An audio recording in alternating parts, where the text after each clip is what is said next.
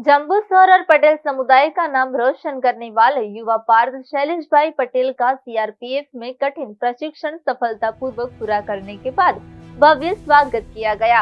समारोह की शुरुआत टांकरी भागोल स्थित सिकोटर माता जी के आशीर्वाद से हुई, जिसके बाद सम्मान यात्रा शहर के मुख्य राजमार्गों से होती हुई कावा भगोल में समाप्त हुई।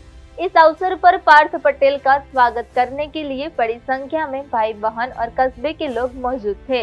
पूरे जम्बूसर शहर में देशभक्ति का जोश व्याप्त था और लोग जोर जोर से भारत माता की जय के नारे लगा रहे थे।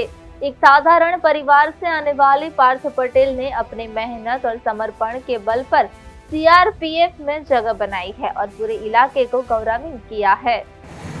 जय हिंद सौने मारू सिलेक्शन 17/1/2025 रोज थयुं हतुं अने ट्रेनिंग मारी 44 वीकनी हती, मतलब 11 वीकनी ट्रेनिंग हती मारी। एमां 6 महीनानी बेसिक ट्रेनिंग, 6 महीनानी ऑब्स्टिकल ट्रेनिंग। તમારું નામ? પટેલ પાર્થ શૈલેષભાઈ। ક્યાં રહો છો તમે? જંબુસર કાવા પર।